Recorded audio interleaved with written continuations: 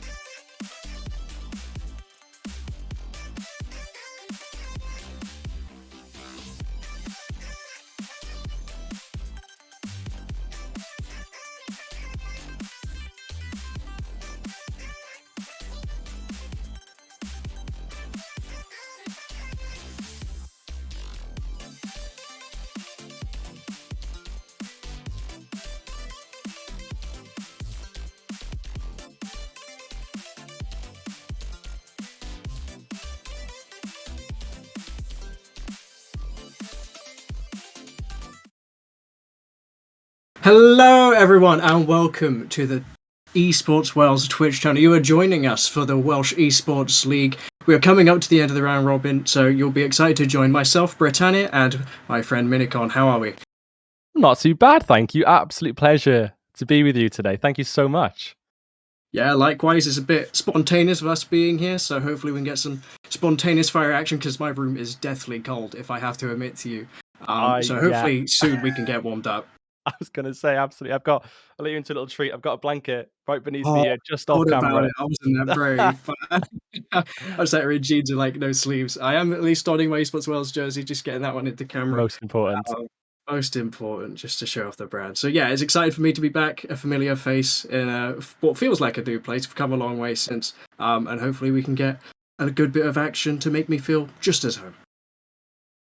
Absolutely, absolutely. No, totally looking forward to this. As you know, very much my first time, so I'm very excited to get stuck into it with you, Brett. And I'm sure you'll take me under your wing and see how we get on with this. But very much looking forward to it again. So thank you so much.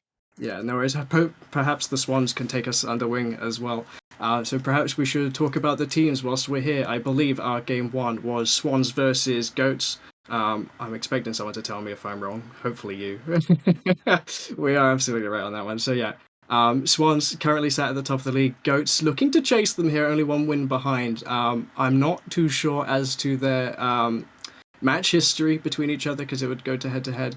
But that's quite exciting to think for our last day. We have saved ourselves a little bit of a jam. Absolutely, it's looking incredibly well for the Swans. They seem to be doing an unbelievable feat, and a little bit of pride coming in, of course. There, Swansea-born lad myself. I'm ever so edging, but of course, made the best team win. But absolutely, seems like Swans' game to lose at the moment. So very exciting game Yeah, coming ahead for the first win, especially. especially indeed. Now, I've had a little look back at the VODs. I don't know if you've had the same chance. But to me, the meta seems pro-adjacent, and that's, of course, going to flex and fold around the players' kind of styles, their ranks, and of course their mains, as we talked about ourselves. There's a lot of Absolutely. preference a lot of these teams have. So is there anything in particular you would be excited to see, either meta or otherwise, coming into draft? Yeah, absolutely. I feel like for me, as an AD main, but especially in the professional scene and higher elo, we do see a lot of stagnant, kind of similar Mm, roles and champions coming through. A lot of the kind of usual Nami Lucian. They do tend to get banned out. I know I've got up yeah, here from the previous match with the Swans. They did ban out Nami, and then so you've almost guaranteed yourself you're not yeah, going to be seeing a Lucian pairing. They did edge in there to the Kai'Sa Nautilus bot, it seems. So, quite an exciting bot lane. That Nami Lucian can be quite a slow play. yeah. But, they had Caitlyn Thresh on the opposite sides for the enemies. So, again, Nice. something slightly different, really, quite style expressive Thresh. I've seen a lot, sounds so dumb, but when the Thresh flashes in, gets a lovely little flay, hooks them, something as simple as that. But it's really nice to see a little bit of expression come out from a Thresh. So yeah, very much looking forward to a little bit of creativity and something different in the bot lane. It's so easy to fall into those usual kind of pairings. I know For sure. Varus is definitely kind of rising up the ranks as well. His Yeah, poke build is disgusting. So yeah, we'll see if that creeps through as well. But yeah, definitely, especially looking towards that bot lane. How about yourself? yeah, I'm quite excited because recently I've only had the chance to cast on 13.3, and they've been Mm, stuck in it for quite a while. So my cast drafts have been fairly stable. Oh, there goes Maokai, there goes Jax, and then the support pool's all the same. It's like yeah, maybe a Soraka if you're lucky. So hopefully now, because we're on live patch 13.4 for those watching, support buffs have yeah. been around for a little while. There's a bit of attunement. Alistair's up there, Thresh up there again, Mm, and I do love a little bit of Thresh myself. I definitely have my fair share of game time on there. So yeah, I'm excited to see a lean away from some of those enchanters perhaps as we get into draft yeah. soon, and more towards those engage because I love them. Can't agree more. I can't agree more. As much as it is fun to have a Lulu or a Nami down bot lane, the excitement does really come from those flashy or exciting plays from a Nautilus, say. So definitely, we'll see if there can be a little bit of excitement, a little bit of scraps happening down in that bot lane. Yeah, I think particularly for the goats, right? If you're looking to upset a team that's on the top, you want to be the ones on that forward foot. Enchanters, Rakan, Alistair are very much engaging that forward foot. They are dashing forward. They are setting up for your team. And I think for a team that wants to pull ahead, you're looking for that kind of teamwork. And those champions definitely coordinate a team. Rakan's going, we're going. Absolutely. I think that would be the highlight for me in the draft here for Goats. We'll see how it goes. Nami, as you say, taken off the board. The Aatrox, I believe, is a targeted ban against one of the players. Definitely a strong look on the op.gg. I don't need any more information than that. That makes sense to me. Absolutely, absolutely. You're totally right as well. If you're, coming to this game as the underdogs, you definitely want to have an opportunity to be having quite an exciting electric bot lane, because if you're on that back foot, it's very easy and very quickly you will start to see yourself losing a couple of CS here and there, potentially losing a tower and just not having that pressure on the bot side with our dragons, and then it can just all snowball from there. So, really owning and getting a chance to stay on top of that bot lane is I think, absolutely a great priority, especially for those teams looking to kind of get the edge on these stronger teams. So yeah, absolutely. As we can see, the Lissandra coming out as well in the mid lane, and the Jack's ban out there. So quite a lot of top center bans coming out there. So we'll see. And there goes the Caitlyn as well. So so these bot lanes again also being looked at here as well. Yeah, Gragas, another one, kind of flexible. I know a couple of these players have been playing it mid as well as top. So thank God that one's gone, because I'm not 100% sure on his spell names. I also hate playing against him, so for me, the Gragas is gone, not a problem for me. But like you say, right, the Aatrox, the Jax, now the Gragas, that's all compiling towards that top lane in terms of man. And our first pick is Jarvan. Absolutely, no, and it is good seeing that Gragas got picked, banned out, because absolutely, you could easily blind that, there, and then you've got so much possibility to decide whether you want to put it top, jungle, even mid. Real lot of flexibility there from the Gragas. But as we can see, they're absolutely Jarvan being picked out there, probably going to the jungle. Cho'Gath looking like a top champ. So we can really see the kind of game plan here with those, 3 top bans possibly, and even the Cho'Gath first pick there on red side. So real kind of concentration to get a real advantage here top side. Yeah, I like it. And I had a quick catch up with Cho'Gath reading the patch notes just to make sure I was, on the right page from casting on 13.3. Seems like fairly substantial buff, so I was surprised to see him picked before, but I've seen some of the Nasus there as well. It seems our top lane has gone towards more scaling, so perhaps then it makes sense that the aggressive fighters, the Aatrox and Jax, are well out of the way to make space for things like Cho'Gath. Absolutely. A little set hover here could go top side. They've gone to edge into the Jace, which is a very typical pick nowadays, a top side Jace, but quite a reliable pick, of course. Real great flexibility. There's range and melees, and can do an incredible amount of damage in quite quick succession. And it never does not fail to surprise when you get a lovely little EQ combo, pick someone off, and who knows, even get a little Dark Harvest stack if they're going to edge into that. But we will see, of course, there. Rakan picked out again. We were kind of alluding to possibly Rakan pick there. Great kind of engage from Rakan. Go Shirelles, you can really lead the team forward, and especially the Jarvan, lovely kind of engage pairing there with those two. Yeah, I'm looking forward to those Venn diagrams coming across the Jarvan Cataclysm, the grand entrance from Rakan. Hasty, that's what I love to see. A little bit enigmatic of SKT versus EDG, kind of going on those same lines there, you see, not that I'm, infanticized or anything. We're on to the second phase of bans. You're going to see some of the other champion pools pinched, carries being taken away. Caitlyn, Ezreal, and Xayah off the board. I'm curious to see where that one will go. It might go a little bit deeper, because of course the opportunity to take another one away. I like the Cassiopeia respect here as well, because a lot of mobility already here for Swans.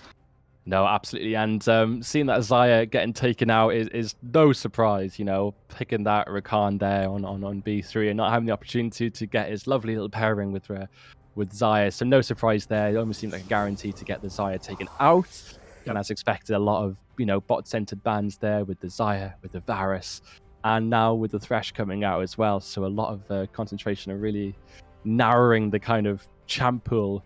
So we'll see what they pick out here. The Nautilus and Ezreal, lovely little engaged support there as well in the bot lane. Nothing out of the blue there. These enchanters are looking a bit difficult to play with at the moment, so great to see this exciting, engaging bot lane. So that should make things fun to cast, I'm sure.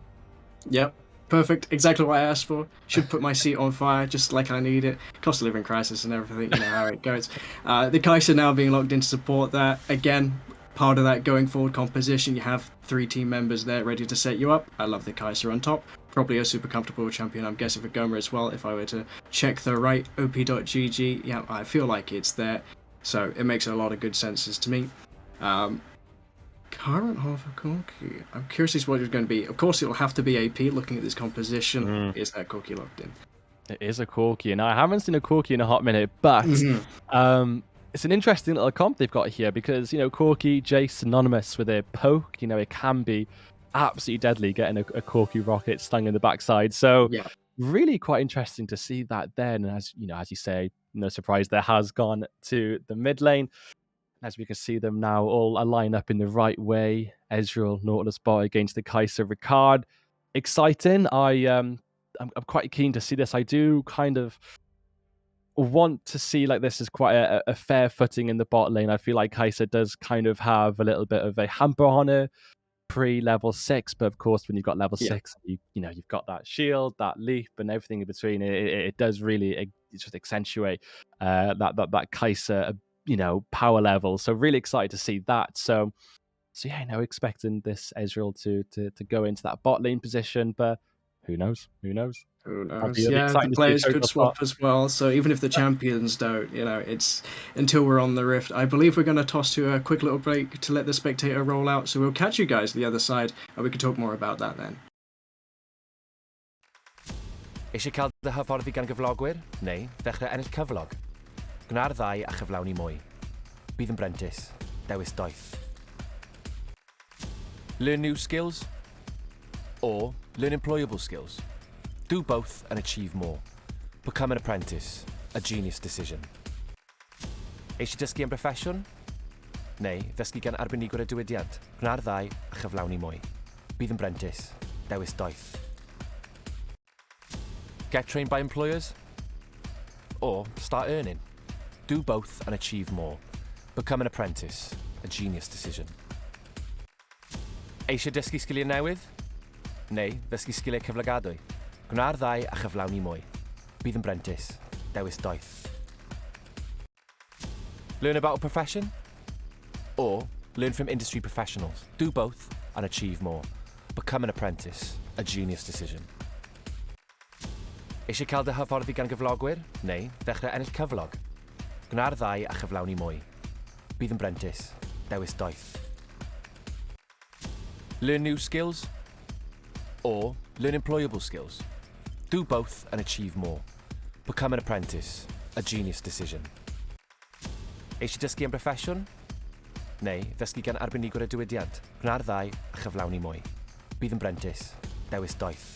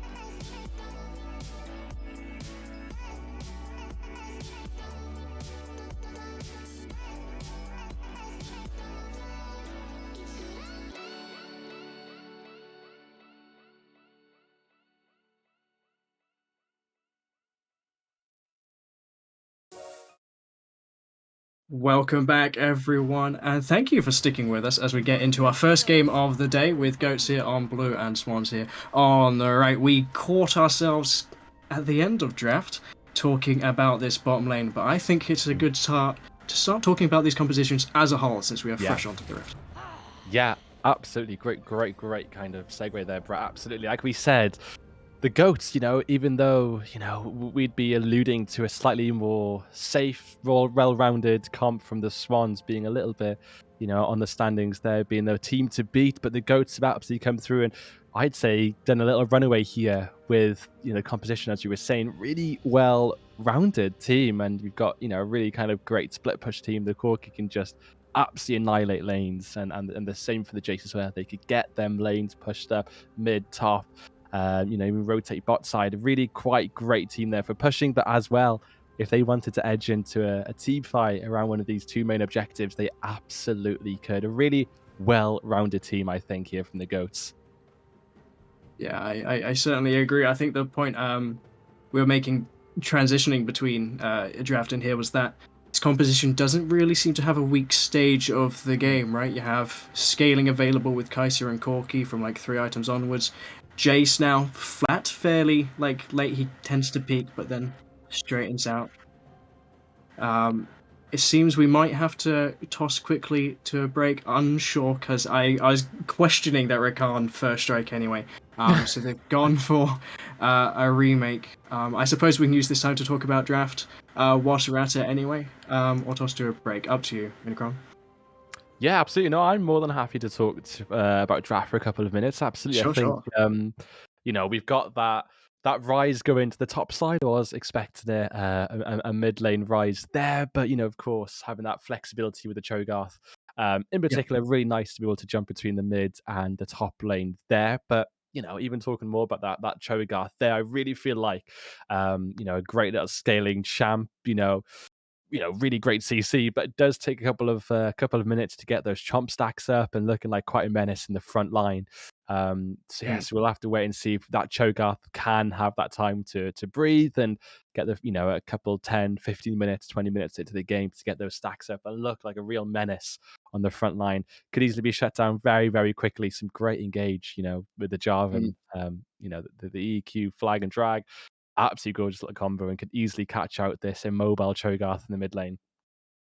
Oh, 100%, right? Like, yes, it's the shortest lane, but of course, Jarvan with his mobility and buffed slow on his W now as well can begin to utilize that a lot more, especially when the Cho'Gath, his only out really is to land a perfect silence, land a good rupture, that or his flash, and of course then that becomes plentiful opportunity for Cookie to end up in other lanes, which is not ideal. And I love what you said there. Time to breathe. It feels like to me this composition here for the Swans is looking for plenty of that time to breathe. You highlighted Kaiser's not excellent in lane, maybe until 6 and she gains that playability, but then I'm looking across at an Ezreal Nautilus, probably starting tier, is not going to be the lane really to punish that. So they're going to have to maybe play on that more patient side, looking for that Cho'Gath to get his stacks, looking for that Rise to get his mana items complete, and of course Ezreal to get to whichever build he's going to end up with. Crit or otherwise, they're relying on items, and that's my concern for them, because looking across the table, Jace is super early, Jarvan's incredible for ganking, and Rakan, well, he doesn't have to stay bot lane. Yeah, absolutely. And the one thing that I really do like, though, coming out of the Swans, is the Wukong. I mean, if they are falling behind from this beautifully drafted team from the Goats, he is a menace at stealing objectives. He can easily kind of jump over the walls, invisible for a couple of seconds, smiter. Does mean he's stuck in the Dragon Pit or, albeit the Baron Pit, but such great steal opportunities there. And if that bot lane can get into position with the Ezreal and Nautilus where they are kind of dominating the lane and they really kind of position themselves with that big, beefy Nautilus that has just got plentiful CC to really lock down this bot lane.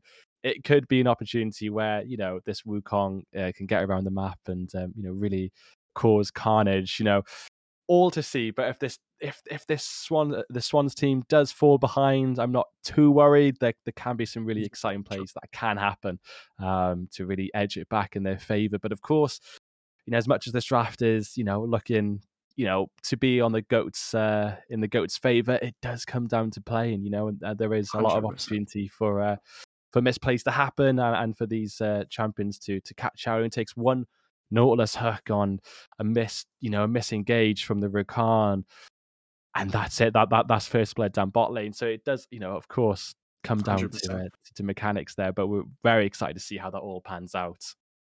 Yep, hopefully it's not too long, or too far away, I should say. I can hear the pigs coming and flying, and fast. That sounds like the last of it, so we're not far away anymore from getting back onto the Rift.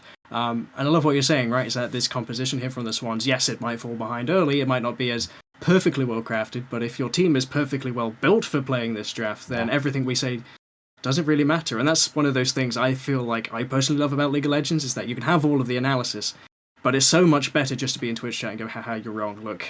Results-based analysis, Rise greater than Corky, right? It's just how it is. How did you not know in draft? It's so favoured. And that's super what I love about this draft, and hopefully what these teams are going to show us is how wrong we can be. So I feel like whilst we're heading into that 3-minute break again, whilst we're loading up and spectate, we can toss it to a quick break. We've kept you entertained, talking a little bit extra about that draft, and hopefully they can keep us entertained whilst we talk about the game when it happens. So we'll see you guys in 3.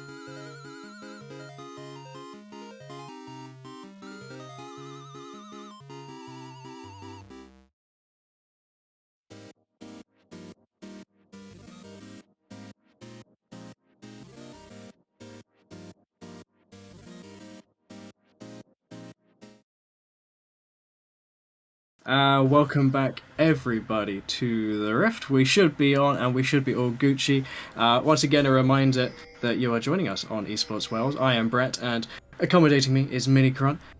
We talked extensively already about draft, and finally, we're getting ourselves some action, and this time, the correct routes. Absolutely. It feels good to be in, and yeah, it does seem more sensible to see that Guardian there on Rakan and not that first strike. But Corky has edged into first strike, which means those rockets are going to absolutely sting, and he's going to be getting some nice cash in the back pocket as well. So excited to see if that. Speaking of stinging, though, the Rupture lands here onto Rakan, nicely takes the W. Should be waltzing away the battle dance with this one. Does stride away the cape, getting glazed. But yeah, that cooldown on Rupture seems very short level 1, something I now suddenly notice. It does seem incredibly short. Very surprised to get 2 out there, but they've got a lovely little ward there towards their red buff, and they can almost guarantee there's going to be a red start there from that Jarvan. So, a little advantage there, of course, there from the Swans, getting that little understanding of where the jungle pathing might be for that Jarvan. Always really positive to see. Another thing I feel like worthy of note here is the double cull for the carries here in the bottom lanes, which says to me like the kind of commitment to making sure that you're ready and fully fledged for fighting at that like 30-minute mark, maybe 20 if you're good. Yeah, you're absolutely spot on there. So, as much as we've got these incredible engaged supports with Rakan and Nautilus, it might not be as flashy as we were maybe hoping for, because of course, they're going to be wanting to get those cull stacks up, and that Ezreal in the mid lane there is going to take it slow, but he's got some great potential and sniping potential there. So having that little extra damage isn't such a world of damage there for him. Just realised my mistake of assuming that Ezreal was going to end up in bottom lane. But either way, this is the kind of spice, right? Oh yeah, the analysis is bad. Yeah, it's alright. I'm a play-by-play. I'm supposed to be bad. That's why you're here, Minicron, right? Making sure I'm kept on my toes and not too deftly minded. No, of course, but the thing you mentioned there, Brett, is that nasty. Oh, level 2 and a flash here. The governor having to sidestep that blast, but as you're saying, absolutely having to flash there. But that Rupture is absolutely why this Cho'Gath has found himself in the bot lane. That cooldown is nothing shy of disgusting, and not taking up too much of his mana. They managed to get a double Rupture there. It's quite impressive, this Cho'Gath in the bot lane, isn't it? I suppose as well, it's just the fear of CC between Nautilus, right? The Rupture connects, or the hook connects, and then of course everything else does. You can't miss it from that point onwards. Absolutely, and you're not moving. It doesn't seem to be chewing his mana as much. The Dawn's Ring's doing a lot, and so is the Dredge line. Double knock up in return for Rakan, but the Ignite's coming down here onto Kais. The Rupture upping and going and flashing away next. Goman Boy having to survive there, dropping the pot as well. So a lot of early action with the CC in the bot lane, like we love. That was very exciting. No need to pop the heal there. I think it was a 50-50 call on the heal, but he's managed to reserve it, which does keep him in a slightly fitter position, that Kai'Sa, which is quite beneficial for staying in the lane and catching this next wave. Yeah, as well. I would like to quickly mention, as I was thinking about it, I'll have to hold here as we have a bit of action in the mid lane. Valkyrie used to get away from the Ezreal there. Has exhaust advantage, I might mention as well. But I was going to quickly note the jungle pathing here, because Wukong did not get a leash. That is hidden information that the Swans here have to play with. They know that Jarvan started on bot side with that leash, but it doesn't prevent Volpine having to use the flash there to get away from Jarvan, who sneakily slides in their mid lane and casually walks away. Absolutely, and we know that Wukong and that Jarvan very much, keeping their jungle path slightly different to one another, but we can see here the Wukong hovering around the mid lane there. It's quite a hard push into that mid lane, maybe hovering for that Jarvan coming back. Doesn't seem as he is, and he's edging for a recall here, but some amazing oppression from this Ezreal, and he's got that cull start there, so managing to deal all that damage, get all of that CS. It's looking good there. It's looking really good, in fact, for Ezreal in the mid lane. Doing a good job of managing mana. I feel like that's one of the things a lot of players fall into with the trap, is not starting tier, starting with cull. Making sure you're not just using Q for the hell of it because it's a short cooldown. Has successfully kept himself afloat with mana, and now has the ability, having put Corky out of the lane, to put the wave under the tower at the same time. Absolutely. And this Jarvan here, noticing the bot lane might be a little bit of a deficit. Does get caught out by a ward there in the tri-bush, but does manage to clear that one out. Probably going to edge to doing jungle camp like he does. Sure. So standard full clear here from the junglers with a couple of deviations with opportunity to gank, which I like to see, keeping it healthy. Oh, and I do love to see a good support that understands how to hit the minions so the ADC can farm. Properly done. That's good. Fills me with a lot of joy and hope for this Rakan going to the late game. Some of that presence of mind does slip away, so for me as a support player, I do love to see those little tidbits, maybe a little something for people to pay attention to at home. But yeah, right, it's so far so good. The quality here is fine. We have action, but no kills, which says to me that the players are good enough to understand their threat range and, you know, kind of navigate these lanes quite well, because we've seen a bit of threat, right? We have seen Ezreal pushing Corki, Rise having to flash this Jace. There is good League of Legends going on. Yeah, you're actually spot on there. The dredge line lands there. Does indeed. Slow coming through as well. Onto the Rakan. Does successfully sidestep the Rupture, and it's the knock up there onto Cho'Gath in return, but nothing too much yet coming on that one. Cho'Gath apparently as tanky as he can be with the Doran's. Absolutely there, and you know, that shield there and the Nautilus means he's never really going to get too much damage put onto him, as we can see here, but they're going to use this advantage on the wave to get a recall in here, but he is caught on a ward.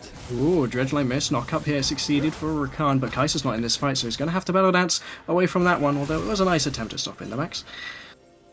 Oh, we may yet have more action. Jarvan in the river. Rise thinking better of it, does make some distance, and that's the end of that one. Absolutely, and does he manage to get the recall? He does. Nautilus is on the back here to the bot lane edge, also for recall. They do. It's one of the first times we've seen this blue side bot lane make its way past that river, past the half side of the bot lane. So I don't think it'll last very long. This Cho'Gath is just proving to be a menace in that bot lane, and it's absolutely down to those cooldowns. But Jarvan hovering his way over to the mid lane again is caught out by this ward. Yeah, a good bit of warding so far. The other bit I love about supports, and well, to be honest, it's a whole team goal. And so far, so successful both these teams. I don't think a single gank has been unspotted at this point. So Lena's doing a super good job of being aware of where they're vulnerable and making sure they are covered. Love to see it. Important to note, Herald spawning soon. Dragon already on the table. Curious to see what will happen. What do you think these teams are going to prioritize? Yeah, absolutely. And I mean, I think with this priority they managed to gain on this bot side of the map for the Swans, I imagine they will be looking eventually to kind of get some pressure onto this bot side, onto this Dragon, but as we can see there, the only people that have a ward on this Dragon is the Goats there. They managed to get just a normal ward there on the Dragon to give a little bit of an idea, but also that does lead to the fact that there is a possibility that they're thinking this Wukong and the Swans are going to be looking towards that Dragon, but nothing moving just yet. But this Rise just doing Rise things and just dealing out that lovely bit of burst damage. Yeah, them locked Rise down definitely moving, on the other hand. Procs that phase rush. So starting around the minions, making sure he can use them to block some of these shock blasts. Can't do the same with minions with Ezreal anymore. Corki taking better at that one. Oh, we have a proper engage here on the bot lane. Silence following through. Rupture only landing onto one, but Jarvan's in the vicinity, which is why this one is important. The Cataclysm flashed away from perfectly there to get away from that gank. But Flash burnt in exchange for ultimate, which could mean quite a lot considering this Dragon is on these cards. Absolutely, absolutely. And again, that was just such a great bit of vision there from the Swans to have that ward in the tri-bush, because they very much had a kill angle there, but they did edge to get re-engage out. here, ignite onto that Cho'Gath, first blood now onto that Kai'Sa as well. No flash, remember, couldn't get away from that one. Jarvan here just for the flag efficiency, now looking towards that Dragon, I suspect. Absolutely, really positive to see there, you know, all three people there getting a kill participation there. The Jarvan did manage to get an assist on that kill then. As we can see, of course, Swans did take love opportunity here, looking to get the surprise under the tower, knocks him back, make sure he takes that tower shot, gets traded in return, but that is a trade for one in the top side. Dragon in the meantime on the bot side, and in that meantime as well, Wukong found a Herald. He did, and very surprised to see that Rise kind of fall behind there in that top lane. Finds it go, gets stunned here out of the battle dance. The other team members are too far away now, has to flash over the wall instead. The Guardian there to save him as well. Jarvan stood ready and waiting, but the Swans are looking to migrate here into Goat's bottom side, but think better of it. Too many jungle walls in the way, not enough vision, and leave that one alone. Well, that is incredibly infuriating, I imagine, for that Ezreal. No two-shot barrage there to ping it down towards Rakan. But of course, because of that, he managed to get out of that. Nothing too serious there. All crises averted, thankfully, for the Goats. But amazing here from the Cho'Gath, managed to get plates there onto that bot side tower, really kind of prioritizing the pressure they have on that bot lane there. And that's Staying CS there for the difference in the spot. bot lane as well. I don't know if it's possible for Observer to swap over for the gold. Yeah, perfect, bang on. So actually behind that first blood has rescued that Kai'Sa, but consider a plate behind on top of what is 10 CS, maybe wave and a half, depending on lane states down there. It's a great thing that did land on Kai'Sa, otherwise I'd be fairly concerned having a Cho'Gath ahead, especially building chapter.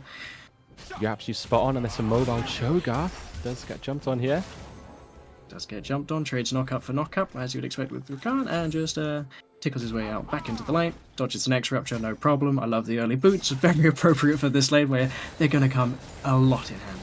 Absolutely, and it's really quite great to see that this Goats bot lane managed to get a ward down into that river. You know, something so simple, but they have been kind of pushed under the tower quite consistently. So for them to get that slight bit of respite to get up to that river and be able to put a ward down does alleviate any stress of potential Wukong gank there. But, you know, I imagine the people that would be ganking bot is in fact going to do the job, and because they've got quite a big push here on the Swan side. Yeah, a little bit of tit for tat in the top lane. Not something we've not been seeing this whole game. Of course, the trade 1-for-1 earlier as well. So good to see that they're keeping each other tight, keeping it close. Bot lane, keeping in likes as well. Mid lane, relatively quiet. Fairly even in CS. Both scaling champions. So I'm hoping to see these champions maybe break out of this mid lane soon enough. First item here completed for Ezreal as well, which is a huge point to mention. Oh, speaking of huge points, there is a monkey with a giant rod and a kill straight there into the top lane. No problem. The tower shot is enough to reply. I wasn't convinced it was. There's the charm here, the quickness in the bot side as well. Knockup traded onto the carries in this bottom lane. Ignite's traded as well. Heals coming in here for Kai'Sa, looking to trade onto Cho'Gath. Flash does not keep him far enough away from the threat, and now it's Rakan staring down the other support with some combat here in the top lane. Just about able to escape is the Governor, using his ultimate ever so well to escape from the tower and the Jarvan. And that chomp was just caught off there to manage to chomp away that Kai'Sa, get himself a lovely little stack as well, and a trade there in the bot lane. But that's really positive. I honestly think the Goats maybe come out on top there, you know, simply because of the fact, maybe not in some of the spells, but definitely the fact of their power. They're quite a bit behind, so for them to be able to go toe-to-toe with the Swans bot lane there is really positive for the Goats there. So maybe they'll be feeling a little bit more confident, edging themselves to a couple more fights here in the next coming minutes. Yeah. Also important to note that those kills both went onto support, so it's not really escalating too much in terms of carries, but can, of course, bleed out into other lanes, and especially support that front line. Fronting at the moment is this Shelly, as she gets 2 plates in that middle lane. Of course, Ezreal can do quite a lot to push this one. Quite loving the press the attack has been procced, certainly a lot more than perhaps I'd expect. Definitely making a lot of use of this movement speed and agility to get the little tit-for-tat autos you can get in there, plus the Essence Reaver is doing a fair bit of work now that that one is complete to put herself away ahead. Kai'Sa here, looking to get died by Cho'Gath, who instead takes 3 tower shots just to land the Rupture, pretty much. And this aggressive Wukong is caught out on the wall of Jarvan is nearby, but he does manage to get himself over the Dragon Pit wall. No crisis averted there. This Ezreal is edging in for recall here. You know, he could very much stay in that bot lane with that Essence Reaver. The mana is plentiful for him. He's going to come back, imagine, with some extra damage and just become even more oppressive in that mid lane. You know, it does seem like neither of them have managed to get much creativity around the map, but they're very much stable in the mid lane. Oh, stable in the bottom lane, knocked up as well. Kai'Sa absolutely in the bouncy castle. Rakan only getting to play just now, gets ruptured on the back end of it. That's the second one. Jarvan's here in the vicinity just to let Rakan escape, but that's a free kill in the bottom lane. And quite a lot of action still coming across the map. The Governor looking for something, gets shock blasted in the face, hasn't got enough spells to reply, and it's Jace getting the last auto and the last say about that fight in the top lane. Nautilus there having to flash out, does have the Hex Flash, and not a massive loss there for the support on the Swan side, but really positive to see some summoner spells come out. Some might argue again. Stay down bot. But we have more action. The hook lands yet again. The TP is following. They were thinking about this one though. The Jarvan's already in here, but the Wukong Cyclone is knocking them up and around and about. And here comes the Valkyrie as well. Corki running up the lane, trying to get some of this damage, and Wukong here being traded on the bot side. The Jace TP is definitely worth the while. The exhaust coming down here. Ezreal's in the mix as well. Arcane shifts around, but now hasn't got an Arcane shift to get away. Uses the ult, does find 2 kills with the Ultima in the back of the lines there. The Governor arrives late, has the movement speed here, has Phase Rest as well if he's looking for something else, but finds a minion wave in his way. That was electric there. Both TPs used from the top sides. But really, again, the kills are both equal. Of course, the Swans coming out a little bit ahead there on the gold, but it's really promising then. Of course, as you say, that Valkyrie is just so great to have there in that little long lane engagement, being able to fly in, do incredible amounts of damage. And of course, Corky did get the response first, but that incredible Ezreal damage, it didn't matter. He got there a bit late, but that True Shot Barrage was just incredible amount of damage. Managed to get himself a double kill. I think that's going to feed nicely into his back pocket there. 150 gold bounty on his head. I'm sure he's going to be quite a high priority target here for the Goats. Yeah, for sure, and hasn't got a flash for now, so this is the best time to find yourself an Ezreal at the moment. Goats here are looking to find maybe a dragon, but it seems the Swans have definitely got enough of their flock here. Got the Chomp as well, that's a stack there for Cho'Gath. They might be looking for more since they have all 5 members gathered. Remember, they have all of their mythics available as well. The Razor is putting them in between the enemy and the jungle. They have to run down across the map. The ultimate lands here twice onto some of the members. Cyclone available, looking for something, not quite off cooldown as of yet. The wave is not in a great place for this dive, but the Nautilus is the one taking this one. Uses shield. The counter engage here from Jarvan is not going to do enough. The 3 members under the tower here, like absolute chickens being slaughtered here, and it's now on the side to try and find a couple of trade kills there. One onto Rise, Kai'Sa the beneficiary of that one, and of course Corky in the vicinity to dissuade too much more. So a lot of action, a lot suddenly, and a trade tower kill on the top side. Absolutely, of course. Oh, it might not be the end of it. Flash here plus Cyclone engaging onto a Corky caught out by Rupture plus CC, and that's the Cho'Gath effect, I guess. Absolutely. Kai'Sa does manage to get out there, but of course, with that Rise there, using his incredible damage to come down and use that immense TP and ultimate to get them behind them via that red buff there. So beautiful. But of course, Jace does mean that he gets a lot of gold. Does get himself 1 tower. Does start to do a couple of chippings onto the 2nd tower there on the top side. So not such a bad thing there for the Jace, despite not being able to come down and help out in that bot lane skirmish.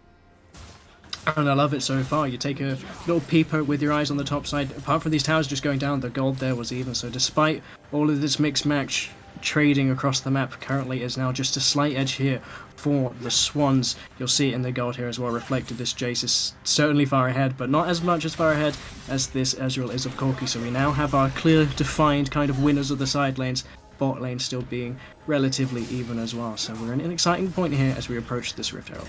Absolutely. They're looking here, of course, the Swans to get their 2nd Herald of the game. They managed to pop it into the mid lane. Jarvan going speaking of popping, is Jarvan gets absolutely obliterated here with the CC. The rest of the members here are Swan able to pick up that Herald as well.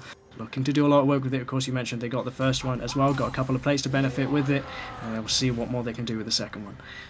Well, an absolute treat there for the Swans. That Jarvan almost giving himself there on a platter there. Of course, without that smite, there's no way they can compete for that Herald. Cho'Gath here, though, does manage to get the Rapture knocker. Goats looking for a play here. Have shredded some of the resources here of Cho'Gath. They've got the chase here from Jace, but he's going to get counter-engaged here. The turn here from Nautilus is great good, but not quite good enough. Ezreal here looking to arrive. Does land the Q from a distance. Perfectly done, but here's the charm and knock-up and engage here with Kai'Sa following up with the ultimate into the backline. The quickness has now expired. The Rupture here counters the recall from Kai'Sa, so trade kills again in the mid lane. Well, this is exciting. That lovely Ezreal Q there coming out. Just managed to catch that Jace. I thought he was out scot-free, but the precision, absolutely precise and pinpoint just when it's needed. That's a reason he's in the precision tree, that's for sure. Has 2 items in his back pocket, as well as Herald yet to play with. As we mentioned, also that scrap was all about. Corky here now complete with the Mirror Mana, looking towards the Ravenous second. So second items being approached across the board, and of course the Rod still stacking the other side. Mask here now for Cho'Gath as well. So the characters really getting towards these peaks in terms of their builds, which is an exciting place to be. Dragon apiece, Herald available, and kills are just about tied. Absolutely, and I love seeing the quick blades come out here for the Ezreal. I mean, he's going to be firing out these Qs like no tomorrow, but of course also does mean that his escape, his E is also on a quick cooldown there should he manage to land these autos and deal that damage. So becoming increasingly more tricky to hit, and, you know, as a result of getting all that AD from the quick blades, increasingly more menacing with his damage. But a little bit of a dance here towards the bot side. Of course, nothing to take just yet. Yep, lovely to see both teams, though, being aware of what the next objective is and not being so reactive. Baron here, Baron spawning too soon as well, more soon than I expected. This game has gone on quite fast, I feel like, with a lot of this action, but the dragon is what they're currently setting up for. 40 seconds now on this mountain soul, of course, and probably pretty good soul for this game. With the amount of scrappiness going on, you're going to get a lot of value out of those resistance, and especially those shields. Absolutely, and seeing that Cho'Gath there going into the AP, I mean, it's just gorgeous seeing him clear out the waves there with a few clicks of his spells. Absolutely great to see, and of course, quite potent there to be able to push out that mid wave to give him a slight advantage here into the dragon pit. Only 17 seconds, 16 seconds there before the dragon spawning, so they do want to be hovering around here. They do want to get their second dragon of the game. It is going to be a mountain soul. Going to be quite nice on the sides of the swans there with the Cho'Gath and Nautilus, of course, benefiting from that gorgeous shield and extra resistances, making them just an incredible menace to knock down on. Yeah, an important point there. Those ruptures interrupted Corki twice. He's going to miss out on this wave, and he's going to be late for the TP here, looking for that back.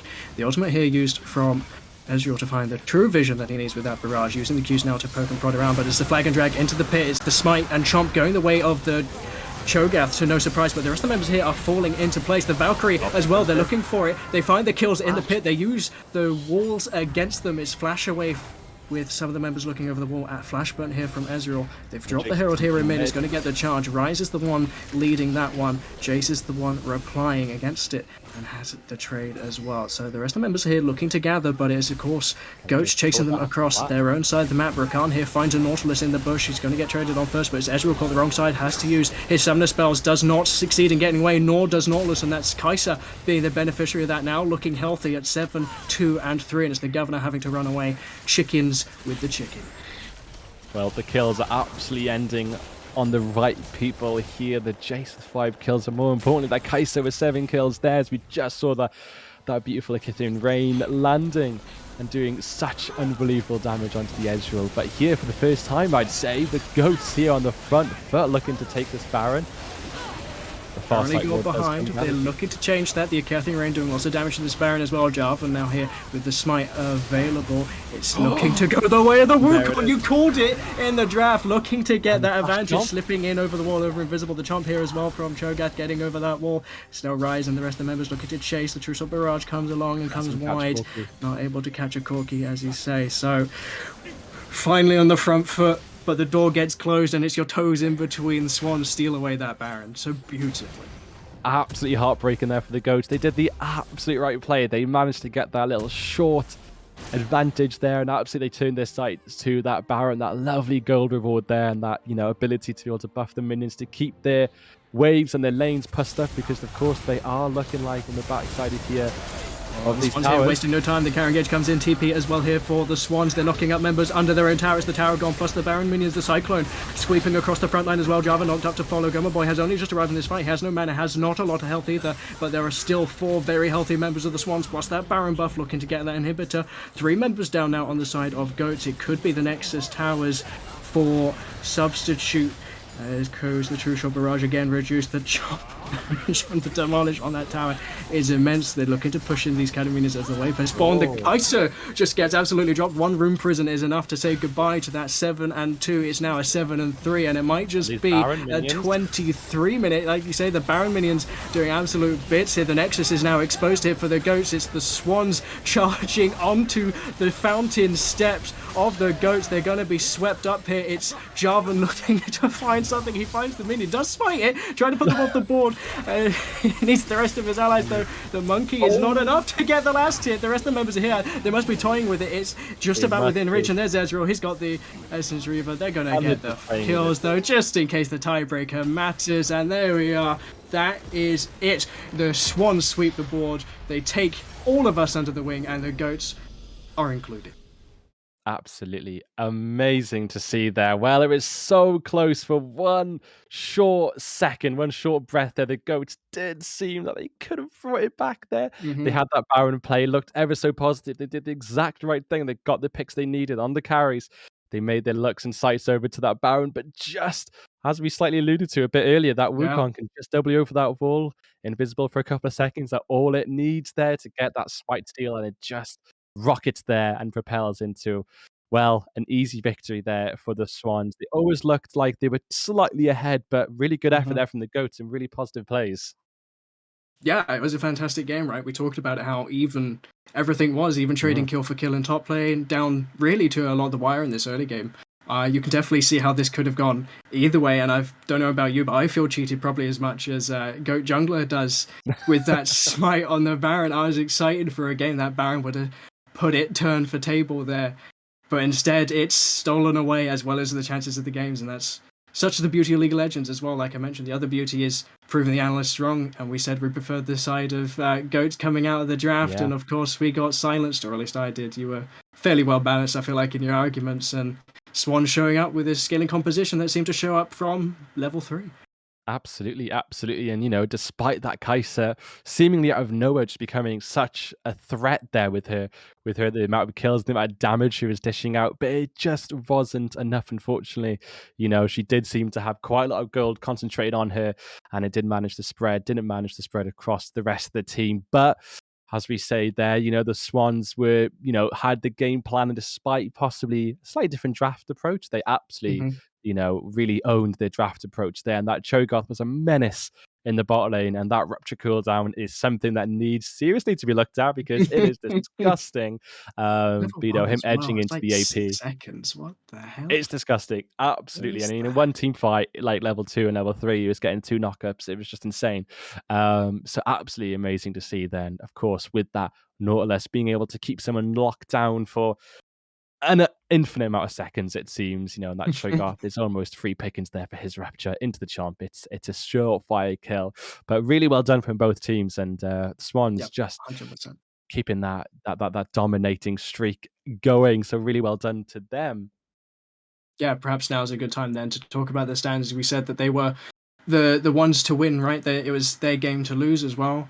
Sit there, 18 points, definitely now clearly ahead of the rest of the pack, 2 wins above everyone else. The Goats, like you say, good effort, definitely capable of taking up games. So it is exciting to see, I assume, for playoffs where that could see fruition. A series like this with the draft being able to evolve as well would be super exciting. I feel like for now, though, we'll probably throw it to a break whilst we get the next game ready. I am assuming it's not going to be the longest since they're scheduled for it, and we're just about at that time anyway, so stick around, it shouldn't be too long. But for us, just for now, see you soon.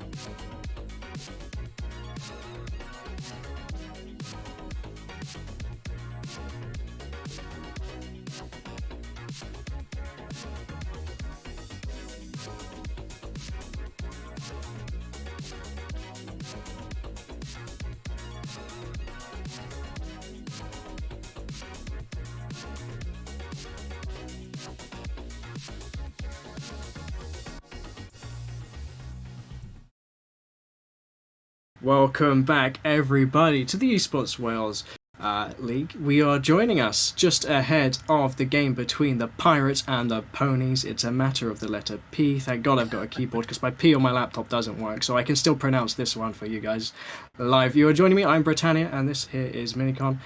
We've just come back off a hot game, thankfully, because I am no longer cold. So expectation for this game to follow suit, I hope. Yeah, absolutely. You're totally right there, Brett. What a exciting game there. I mean, what was it, like 24, 25 minutes? It was a quick game there, and they absolutely run away with it there in the last couple of minutes. But absolutely here, very excited to see this one here between the Ponies and the Pirates. So hopefully we can keep up that energy. As you say, that cost of living crisis, let's keep it making hot moves, hot exciting plays. I And run my house off League of Legends. That's how it goes.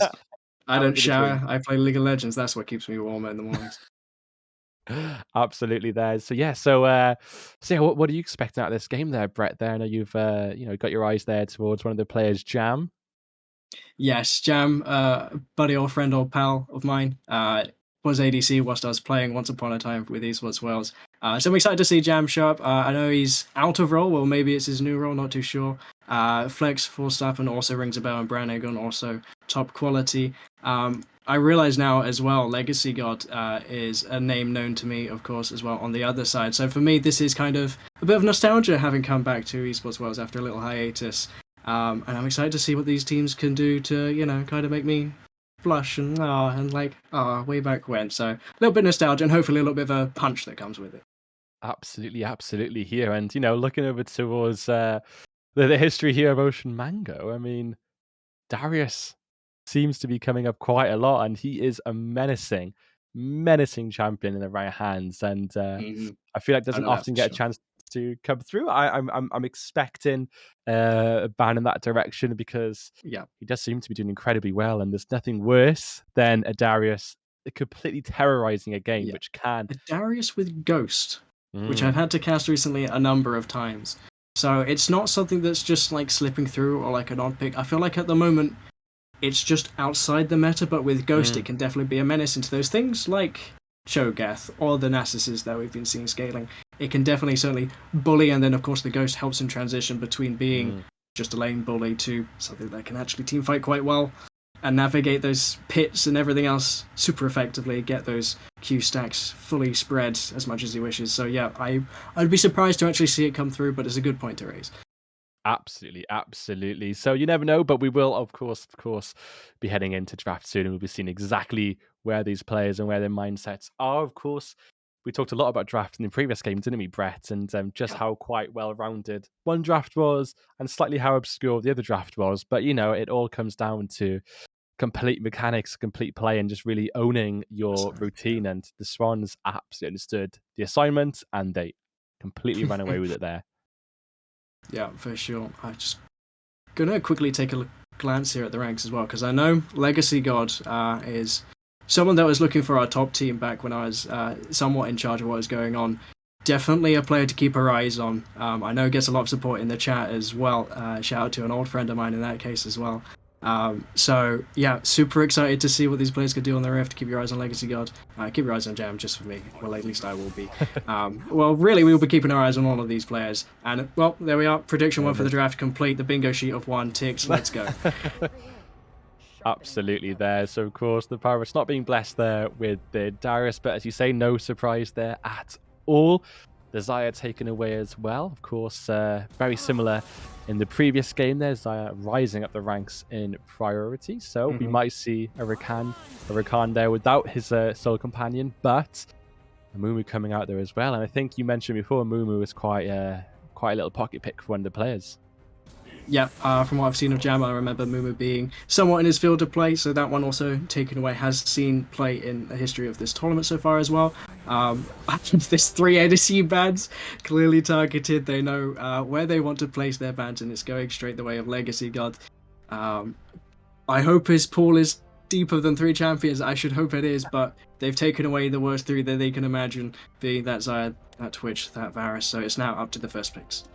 Absolutely. And again, totally unsurprising that seeing the Xayah and seeing the Varus come out, and of course the Twitch with a few kills and getting those stealth resets on his Q, he can become a real potent enemy to have to deal with. But as we were mentioning quite a lot in the first game, not expecting to see many enchanters, but of course we are seeing Lulu here in the bot lane there. So slightly different play style, I imagine, coming into game number 2, but we will see how that will pan out there and what ADC they plan to pair it with. Yeah. Senna is a pick I would not have lent towards, but like we say, right, it is very much a case of players leaning towards their comforts or the things they like for their team. Senna being blind, of course. Support ADC, definitely capable of both. We'll have to see where that one rounds out, but I feel like into Lulu will survive quite nicely. Absolutely, and the Quinn coming out. There was hovering on the Sejuani, which is a very safe bet to have in the jungle, but they have edged to a Quinn in the top lane. Not an awful person to blind. Can have a great bit of disengage there, and can be a bit of a potent, especially against some melee champions. But the Maokai looking like it's going to get locked in there. It is a very solid, safe person to have in the jungle should they go in there. Highly likely it will be that case. So positive to see such a solid person in that jungle for the Pirates. Yeah, solid indeed. Definitely a real staple, kind of like trunk pillar of a lot of team compositions, doubling up the solids here with the rock solid locked in Malphite as well. I kind of love this, the double M tanks rolling in, bouldering in. You know, I don't have to say much more than that. They are two super hard, engaged, heavy champions that love to frontline. They love to get brawly and scrappy. So for me, currently, that seems like an excellent pair. Absolutely, and the Sejuani does eventually come out there, and it will be looking like it'll be going towards the jungle. But what I'm seeing here, Brett, it's wishful hoping, but Lulu's got a knock-up with her ultimate.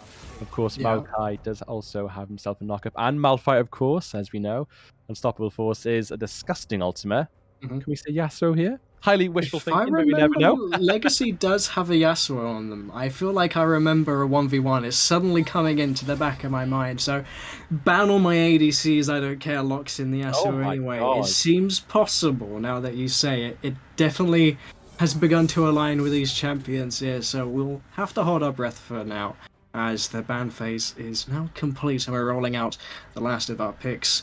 Absolutely, I expect here, you know, with having this pick here on red side, they'll have to edge into an ADC. There's a very thin pool left, and it is slim pickings. I imagine you'll want to get something of use for your ADC here on the ponies. They are going to edge into the Mordekaiser, however, so that ADC pick is on the pirate side. So the Quinn is likely to be moving around the map in terms of chance. We'll hold out where that's going. If it's me, it would be going support, but we don't have to talk about that just yet. So we're currently looking at our ADC options as Legacy God. Not a lot of them left. There are 6 of them out of the way. Curious to see what he'll go for. Kog'Maw, very classic and locked in there with Lulu, very staple. Anyone that's been around League for any amount of time doesn't need too much of an explanation here. Lulu presses buttons, Kog'Maw right clicks, nice and easy. Absolutely. It is very, very punishing bot lane there. Some great poke potential there from those guys. And I always feel like Kog'Maw just seems to have a larger attack range than I ever remember. He can take you away with some gorgeous damage, especially when picking up that W. And the Aurelion Soul, he's a beauty right now. He is a beauty. And apparently he's enabled. I don't know why. I assumed he wasn't. I haven't had to cast him yet, so this is going to be fun for everyone. Definitely gets my share of Aurelions. More than maybe I should have. I should have learnt my lesson and banned him sooner. Definitely seems to do well no matter how hard you abuse him in lane. Aurelion seems to get those rod stacks scaled. Presses E, presses Q, and there we go. He's glided through your front line. Tickety-boo. The last pick here, rounding everything out, is that Pantheon. So now we have the complete teams in their full fruition. Perhaps now we can spend a little time talking about what we like, what we don't like. Yeah, absolutely. I feel like, as you mentioned there, the Lulu, Kog'Maw, it's a staple in the bot lane. You know, it's nothing abnormal, and I feel like it's quite nice that they managed to edge into that. I don't feel like it's an abnormal kind of bot lane pick there. There was a lot of ADCs that were banned out, and I feel like they might have been quite an abnormal pairing. But Kog'Maw Lulu, it's a safe, it's a great kind of great bot lane pairing to have. So quite great to see that on the Pirates. Something more obscure on the pony side there with the Quinn and the Senna, but of course Quinn having that blind there is one great way of disabling that Kog'Maw there to just free fire away with some really damaging autos there. So positive to see that, as well as some sort of counterplay there. But of course, that was picked before. But Senna as well is a really great support to have as well, to keep that Quinn in tip-top shape as he gets poked out slowly but surely, I'm sure. So really positive, and I think both teams have an avenue to play through to see how they manage to go about that. Yeah. I quite love the flip-flop in the draft there, right? You see the Malphite locked in, which is clearly in respect of Quinn and Senna being locked, which of course do super well with AD scaling, going in Infinite Dust. Senna, of course, buffed on this patch as well. Going to do super well out of those souls now, especially. So for me, I quite like it, dropping that Quinn to the bot lane. One thing I do feel like is underrated on Quinn, having played it bot lane more often than I should, being able to press W, that Hawk vision range is quite wide. It is fairly safe as well. On top of that, the vision buffs, dropping the ward cooldown level 1. The bot lane should be fairly safe, but also fairly aggressive. You can build Umbral on either or both of those champions as well. So as soon as they hit 6, if the lane isn't going well for you, that's perfectly fine. Off she goes. Yeah. Fly away. Absolutely. So we will see how that all pans out there. Very excited to see it. And again, the Pantheon, as we say there, if lanes aren't going too well, not a problem. The Pantheon can always look to make a play on one of the side lanes there if needs be. So quite positive to see, hopefully a proactive play here from the side of the ponies, who can look to make these plays across the map. So we will see how they manage to go about it. Very excited to get into the match. Indeed, and I feel like whilst we're getting to Spectre, we'll probably toss to a short break just while that one's getting ready, and we can talk more about the draft and everything League of Legends and ponies and pirates. Gorgeous pairing at the other side of this break. See you guys shortly.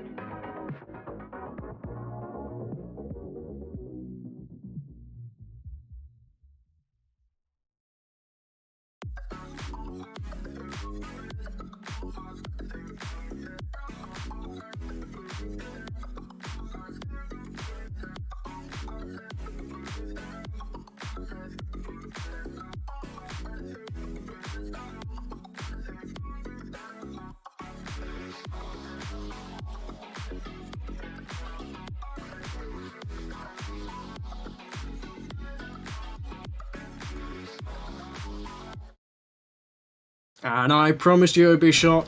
We talked quite a bit about the draft, and it led us quite nicely here onto the Rift as the members are just loading in, buying their first items. We can check what we have for stats. Just a reminder, I am Britannia, and this is Minicon, and we are casting here the ponies and the pirates. Absolutely, and it's great to see, as we mentioned there, Brett, one of our first times here casting a Aurelion Soul match. So we're just brushing up on the spell names, but I always feel like regardless of how Aurelion Soul does, especially since that rework, he's always kind of relevant. I feel like he's a quite safe pick in that mid lane. He can just kind of fly away, astral flight away, and just pick someone off effortlessly, it seems. But we'll see just how this Aurelion Sol plays out in the mid lane for the Pirates. Well, we'll see how things play out the mid lane right now. In general, the ponies here getting the better of Malphite checking that brush. First strike going the way of Aurelion Sol. So for now, a win for the ponies. For later, 10 gold on Aurelion Sol. A win for the Pirates. Happy to loot that one away. But yeah, I quite like the approach they have here. As you say, right, Aurelion safe kind of throughout all stages of the game. I quite like the attacking champion here. Pantheon, plus the Ignite, plus the press the attack. Definitely more on the aggressive side. Absolutely. And, well, something to note here is the Cogmore is edging in to a Ghost as opposed to maybe a Healer and Exhaust there. Of course, is quite a nice defensive summon to have there to get away should he need to. But also great to stay up in the face of these rather short-range bot lane with that Quinn, but of course Senna getting an increasingly larger range. But, getting on top of this bot lane, I imagine it'll be used to get away because they've got quite great engage here with the Sejuani and that Pantheon on the sides of the pins. And kind of get the short end of the stick there as Aurelion getting jabbed by that Baguette of Pantheon. Got to always be mindful of that Ignite range. And I kind of like this here from the ponies. Double Ignites, no TPs, they go and ham to the wall, it's fighting all the time. So yeah, quite an interesting mixed match of summoners here, TPs versus Ignite, so it's definitely going to come down to, like you're saying, ahead of these drafts, it's not just the draft and the champions, but also the players and how they play them, and I feel like the summoners are a good indication of how those teams like to express that difference. Absolutely, and as you rightfully said, the Mordekaiser there edging into the Ignite, of course. Malphite almost a half champ before level 6, kind of stays there and smacks a few little boulders out of the way. Nothing too oppressive, but of course hit level 6 and he can be an absolute menace there with the unstoppable force. But TP there, of course, from Malphite, so you'd expect this Mordekaiser to have quite a nice bit of pressure in that top lane, and always that kind of background memory and thought of a potential all-in there with that Ignite and that kill pressure is definitely in the favour of this Mordekaiser in the top lane. I feel like the Mordekaiser here, the longer I think about it, is becoming more and more of a fine pick here. Looking at this composition, clear that the Cogmore here, just from the bans, right, telling you the whole story, 5 bans, throwing here a Legacy God. Cogmore, definitely one of those hyper carries of champions, has the Lulu to pair with it, plenty of CC as well. The Mordekaiser here going to be invaluable, making sure he can get that ultimate prison there onto that Cogmore. So we'll see how that one evolves, see if the 1300 gold tax is paid, and where that goes. But for now, it's just kind of a bit of patience with the early laning phase. Absolutely, absolutely. And as you rightfully said there, Brett, I mean, it's amazing to be able to run towards this Cogmore, take him out of any team fight. You don't get all the bans targeted towards you and be a terrible ADC. So Legacy God is definitely someone I'm going to be keeping my eyes on this game. And he's, having a little dance there in the bot lane. Clearly getting a little bit confident there, but maybe someone of his skill, he's got total rights to do so. So we'll see exactly how that Cogmore and how that Lulu can really pair nicely with him to keep him in tip-top shape there throughout these team fights in the later stages of the match. Yeah, and again, that kind of leans towards the choice of Ghosts. I can kind of see it. It was once explained to me early in the game, and I feel like the more I play, the more I understand it. But hold it as the Twisted Mance comes in here into the mid lane. The press the attack not yet to be used. The Aegis Shield is the reply. Flash forward here, plus the chain there on Sejuani, getting that combination between those auto attacks and Pantheon. It's now the Breath of Light. Flash away with Aurelion Sol. Flash follow here with Sejuani to get that stun, and another kill straight there. Expectations be down to ponies doing their job and carrying away with this early game. So, that is a right old shame, of course, that Aurelion Sol flying in to the Astral Flight forward, hoping he can get a return pick there towards the Pantheon. It didn't quite fall through, and as a result there, he's got himself in quite a sticky situation, having to flash out, but of course the Sejuani managing to flash right behind him with the full stacks there and managing to stunning up quite nicely for an easy kill. So unfortunately, an unfortunate stat there for the Pirates, and the ponies having this great little advantage here. Couple of gold ahead, managed to edge, even closer to a K gold advantage here towards the ponies. That'll be nice at this stages of the game. yeah, certainly a comfortable start here for the ponies. Definitely got the weight on their back to use that 1,000 guard. See the Dirk now completed for Pantheon, staring down a Crystal on Aurelion. Both of them summonerless, so we'll see how the junglers decide to do, if anything, about that mid lane. Of course, you put gold into the Pantheon. Pantheon can then, with his ultimate, we've talked about it already, can bleed that into the other lanes, which is a super nice feature of the champion. So it'll be exciting to see how that one develops. Stingy pretty comfortably off to begin with. Absolutely, and what I love to see here is the total total different approach of play here from the Malphite and from the Mordekaiser. Of course, Mordekaiser buying into a Blasting Wand and a Boots of Speed there. And the Magic Resist for the Malphite. They've got completely different approaches to this laning phase. This Malphite, I imagine, just wants to stay alive, stay healthy, and hopefully manage to use his ultimate in some really pivotal parts throughout this early stages of the game there. But of course, Malphite can be incredibly amazing with that ultimate and doesn't need much AP, of course, because his team hopefully will rally behind him with that damage, especially looking towards that Cogmore there would be doing plentiful damage. Indeed, indeed. As well, as you mentioned, the ultimates being super key. Some of them are now cropping up across the board. Bot lane, the only really ones outstanding. Junglers probably not too far behind in that case either. So at the moment, Boots, couple of Negatron Cloaks, the Magic Resist, definitely a lot of AD for the Malphite to consider later on, but for now is only really concerned about that Mordekaiser. Do love, of course, the interaction as well. Can use the ultimate to escape the Realm of Death, as it is called, just to make sure that he's not going to get stuck in trouble where that Negatron Choke couldn't do him too many favours. Absolutely, and of course, Maokai coming down towards that bot lane for a little potential bot lane gang. Nothing comes of it. Quite great pressure there from the Lulu, just poking out quite freely towards that Quinn and that Senna there. So looking rather safe, rather okay here for the bot lane, but the top lane does seem to be a different story, and also this mid lane. Yep. Ooh, Ignite coming down there as well. Direct to camera doing us not many favours. The Ignite's enough in the mid lane, but in the top lane, the Realm of Death does come out. The Obliterate as well, but it's not enough. He's just going to get slapped by the Malphite, and Malphite going to flash away here from the Flail of Sejuani, but it's not enough.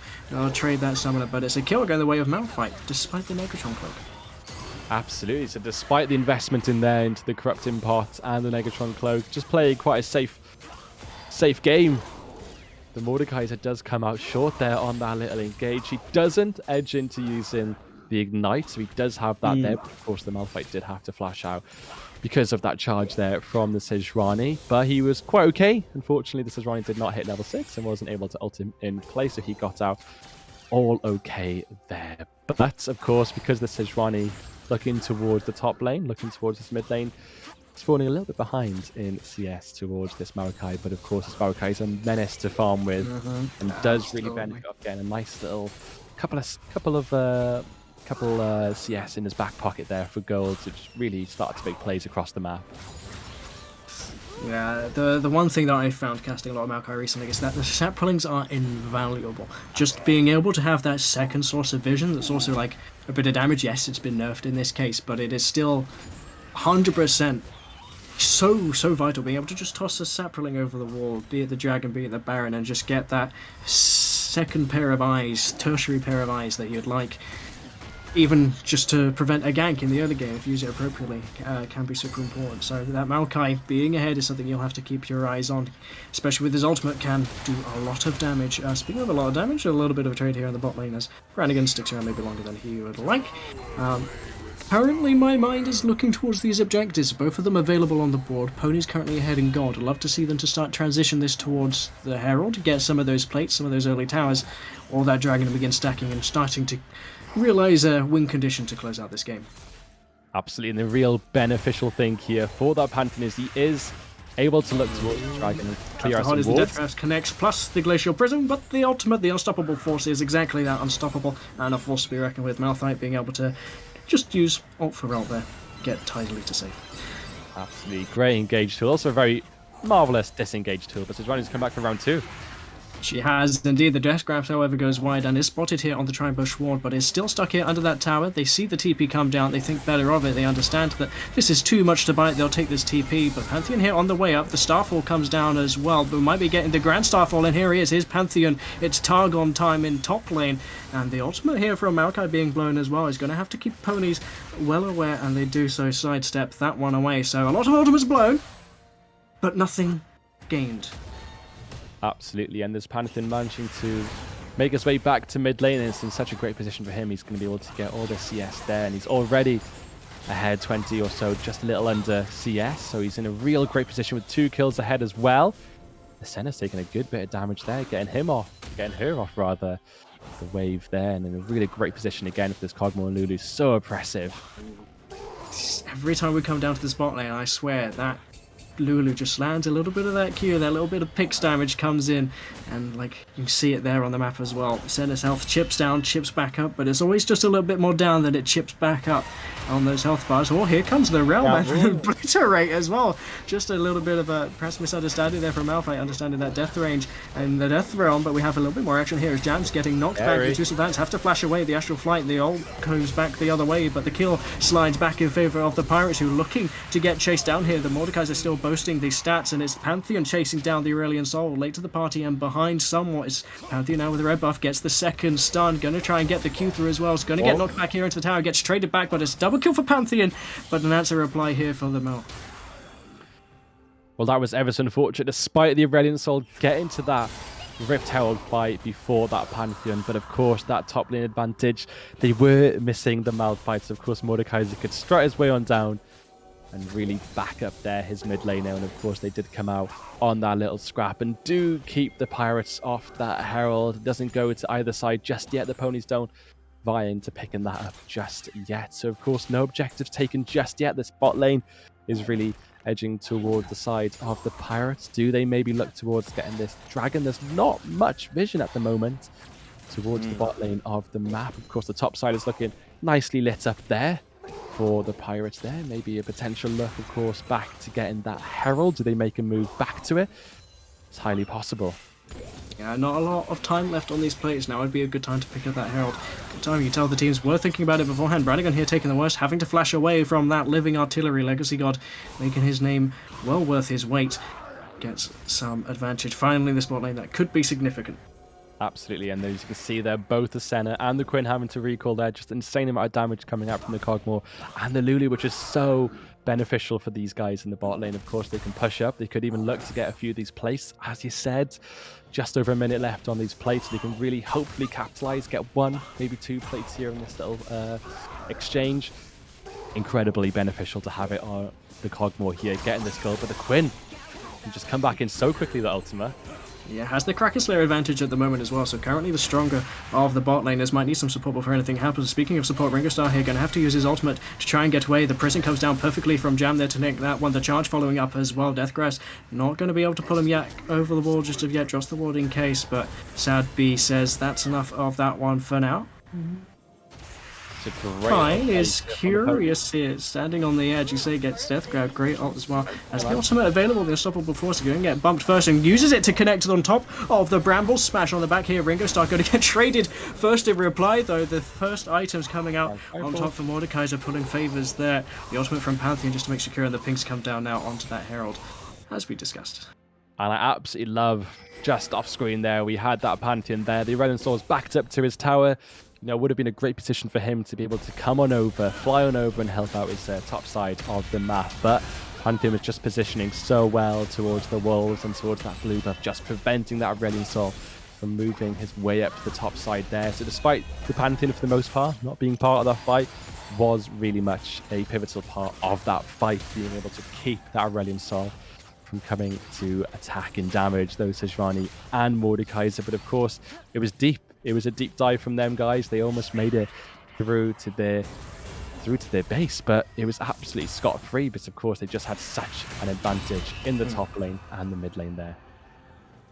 Sure as well. I feel like for now that we're going to pull our attention here towards the item to see Aurelian Soul's reached that point where he's going to stop or start to stop caring about being behind.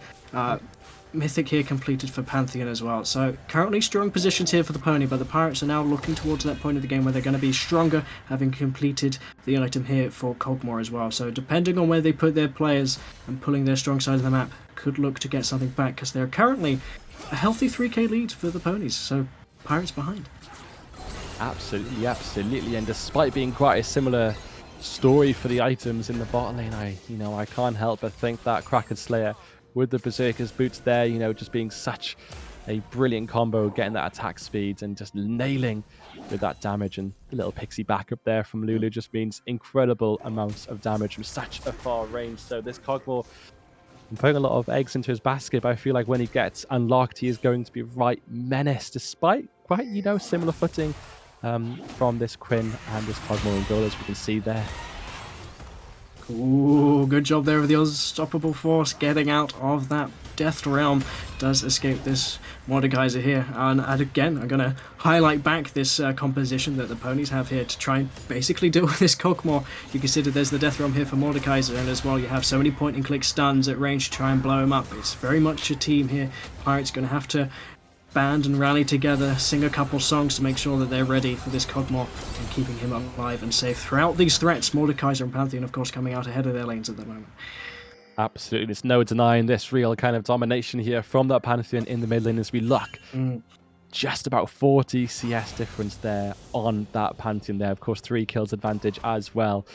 He's going to be a real menace. There's no denying that. He is going to be dealing incredible amounts of damage. And the great thing is, despite him not having TP, he can really react to most parts of the map there with that Grand Skyfall. So a real great champion and a great person on that lane to be ahead, so impactful across the entirety of the map. So we'll see where he decides to use that Grand Skyfall and where he wants to support his team. Could it be towards the bot lane, which are, in terms of the push, are falling a bit behind, but they're not bleeding any kills, so it could be absolutely fine for them to continue and let that Senna stack up there, and maybe the tides will change when she picks up additional souls. Tides can change, of course, indeed. Senna very much very good at scaling. Souls, of course, bonus range, a little bit of extra crit, and of course they can bleed into life still depending on the items which we go. For now, though, slightly on the catch-up, I feel like, with Kog'Maw, who is accelerated by this Lulu. As you say, doing well, I feel like, to survive the current laning phase that they've been through. And of course, the Quinn as well, definitely contributing to the threats that Kog'Maw has to deal with currently. Yet a dragon to fall, and I'd love to mention here as well that the teleports have been unleashed at the same time that those towers fall, and yet to be used to much effect. So now, hopefully, can get something done with it. The Herald in the inventory here of Jam as well. We might be reaching a point of the game where we finally get some substantial action. Absolutely, I feel like this is the time of the game where things are going to start to fall. Objectives, structures, and fight here in the Dragon Pit. Yeah, not just the objectives falling, but currently the stars to fall, as well as these ultimates coming in as those engage initially onto Luna. It's the ultimate here coming out from Senna across the most of the members of the team. It's the Astral Flight coming in and getting 2 shutdowns instantly onto the Pantheon. Quinn going down as well. Aurelian Sol has built that rod and he is definitely online. Kog'Maw dishing out some deeps there as well. So Pirates in the right place at the right time. Ponies looking to get something out of there, but can only have gotten out of there. Well, that's a right old shame. As you can see there, the ponies had such an advantage with the vision, the skull crab. There was their dragon to lose there, but of course that damage from the skies descend. Incredible damage from the Aurelian Soul and just edged that double kill. I think that's really beneficial for him. He was falling behind in that mid lane there. Hopefully this edges a more equal playing field for them in that mid lane and just get a little bit of a better push. But the first tower to fall, the second tower, sorry, there for the Mordekaiser bit. The Grand Skyfall.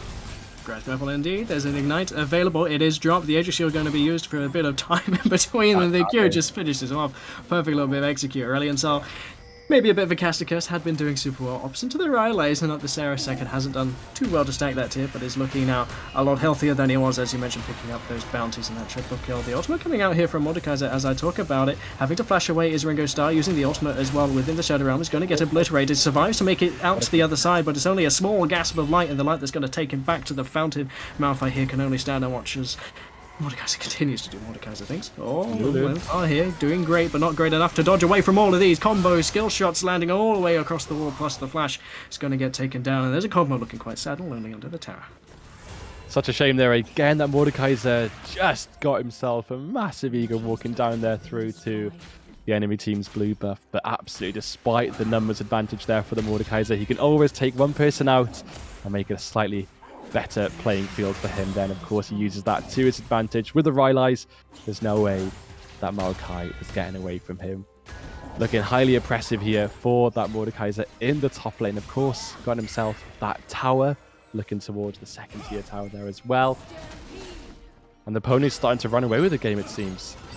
Yeah, I'm taking a secondary look here now at the items. You're starting to get concerned. The front line here of the tanks, you're looking at it, we called it in draft, Malphite and Maokai, definitely very tanky members. No armor yet to be stacked. They're only really itemized here against the Mordekaiser, and currently not really doing too great against the Mordekaiser in that top lane, as you say, having lost that top lane, unable really to 2v1 him, of course, because, well, it's Mordekaiser. So now Malphite might be struggling to deal with a Bork Eclipse on the side of Pantheon plus Kraken Slayer, and Lethality item coming across here for Brannig on that center as well. Could be quite quickly blown apart, and therefore the game blown apart and taken away from under your feet as well. That's it, absolutely. Of course, that Malphite edging in to that MR, of course, the immediate threat there with the Mordekaiser, but absolutely, as you've said there, that Pantheon, that Quinn, doing incredible amounts of AD damage. And as we saw that Grand Skyfall on top of that Radiant Soul, they were deleted in a matter of seconds, and that might be the case there with the Malphite just being deleted with that incredible amounts of AD damage coming out from the side of the ponies. But he's got his own demons to face in the top lane here. This Mordekaiser continues to push her the way, but here comes the Maokai. Can they make some sort of play here? Could they indeed? I don't know how much they can get done. Ultimate available here for the Mordekaiser. He's giving them respect, but it feels like he's not as respectful enough as he could be. He's certainly aware that he has some sort of advantage here. The Deathgrass going to start this one off. Gets the passive available as well. The ultimates and the Astral Flight straight into hell over here. Mordekaiser now has 5 members away from the other side. He's looking to try and get to the edge of the Death Realm. Deathgrass here onto 3. The ultimate not going to be enough to keep him away from danger as he has to pop out the other side. And finds 5 members. And really, shut down here for Cogmore. Definitely a win for the Pirates. Absolutely, and despite them having to invest so many people top lane, it does mean a shutdown on the Cogmore. Couldn't have gone to a better person there, so they will be happy with that. But of course, the Pantheon is bleeding them from the bot lane there, pushing it towards and taking away their jungle camps like nobody's business. So quite beneficial there for the Pantheon. Not much else happening, of course, despite that 5-man top lane for the Pirates. But hopefully we can start to see this Cogmore abuse the gold he's just found himself. Yeah, it'd be lovely too, right? He's hit this 22-minute mark without a death. He's snuck 2 kills into his pockets. He has the Lulu in the other pocket as well, so he's definitely now in a strong position, looking towards his 3rd item where he's going to be really, really accelerated. He's probably not too far away. Taking a quick look at the gold overall, 3k lead here for the ponies. Have been able to manhandle and maintain this lead since that 1k we discussed at the start with those 2 early kills. But Pirates doing fairly well to answer and find windows to take a couple of kills back and stop some of these objectives going the other way. Ponies unable to get too much done on the objective side, have successfully taken each of the outer towers, but this is where it gets difficult for them, the Cogmore having been stacked and nothing really blatantly available to take, so they have to navigate this one carefully. Navigating carefully, as you say, Twisted, advance, knocked back, knocked down, no ultimate yet available, and that's the 2nd pick up there on Mordekaiser. Good approach from Pirates, I love it. That's what they need there, of course. I feel like a front-to-back standard 5-5v5 won't be looking too pretty for the side of the Pirates at the moment, so those pick potential there is absolutely what they need to be doing. And here they go onto the Baron. This is a bold play, but one of the big damage dealers on the side of the ponies is out, and they seem to be oblivious. They seem to be trading neutral objectives, but Christ, really? And Cogmore shred that one quickly. Red team there, ponies picking up the dragon in reply. It's a hex strike for them, but the Baron going the way of the Pirates, and that's just going to about level that gold as well. There are standing towers available for the Pirates to take with this Baron buff, so now it's up to ponies to put the stopper in this one, and I feel like this is a good time to insert a bit of narrative. Taking a look at the standings here, the pit ponies not looking too hot in the standings, healthily at 3-3 though. It's just because the other teams are a little bit ahead of them. If they're able to upset here the Pirates, they would end up tied with the Goats as well, which would be an exceptional circumstance. So ponies here playing up the curve, but definitely doing well considering so far this game. But now have to staunch this Baron. Could not go their way. Absolutely, and that Cogmore there, purchasing and picking up a Dark Seal. Always nice to have a variety of damage output there, of course, making it increasingly hard to itemize against the Cogmore there. But, you know, hopefully we'll see him continue to get those kills and not die, and continue to stack up that Dark Seal and just become an increasing menace and make me very happy. But, of course, the IE and the Kraken Slayer, of course, the IE changes, allowing him to itemize that 2nd and still get the beautiful passive that comes with the IE to be increasing critical strike damage. So who knows, we might be seeing quite a lot of damage coming out this Quinn that we haven't quite seen as of yet. This Quinn has been taking a backseat role so far, not really getting any situations where they can push forward and deal any large amount of damage, but that might all change. But the ponies taking a backseat for the next couple of minutes where they wait out this Baron-empowered push from the Pirates. You can't blame them. I'm slightly concerned for the sake of scaling, right? Because this is time that the Cogmore is buying. I also can't quite decide if this Dark Seal is more for the health or for the AP. As you say, there's a lot of damage available on the side of ponies. Maybe that health could inch it out. We'll have to keep our eyes on that little health bar should anything happen sooner than we expect. Currently not a lot to be expected, right? Baron's been taken off the cards. Dragon not that long ago either, so both of these teams, as you say, using this pause and respite just to kind of farm up. Red buff being passed here onto Cogmore, and this gold lead has stayed at that K advantage here for the pony. Absolutely, and nothing dramatic happening just yet, but of course, as we say, there's neutral objectives we've recently taken, but they're looking now towards this standing piece of gold in the mid lane.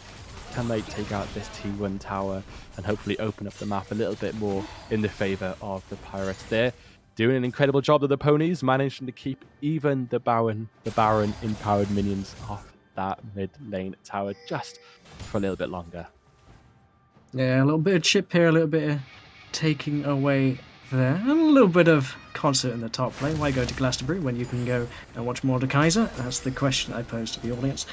Third item's now completed, at least in the mid lane. It's definitely for Cogmore here. He's on his way to his fourth. A little bit of lifesteal as well. He's definitely getting funneled at this point of the game. Has an Ardent to support his Gwynsus, as well as going to be doing absolute deeps. And Jove, the AoE, sorry, choking on my words there as well. Just in kind of awe the magnitude of this Cogmore as he's just kind of slowly getting to a point where I am quivering in my chair.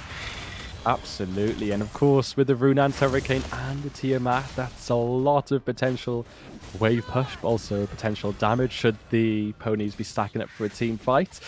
And of course we can't disregard the Aurelion Sol. He's stacking up that Stardust, and he's only going to be becoming more and more powerful. And of course this Pantheon is still healthily ahead, but of course he does not have as much scaling as Aurelion Sol has in his kit, so there could be a place and a time in the match where this Aurelion Sol does totally eclipse this Pantheon. But I think it will take a little bit more doing, but it is something to bear in mind that this Aurelion Sol could become a menace should he continue to stack that Stardust passive.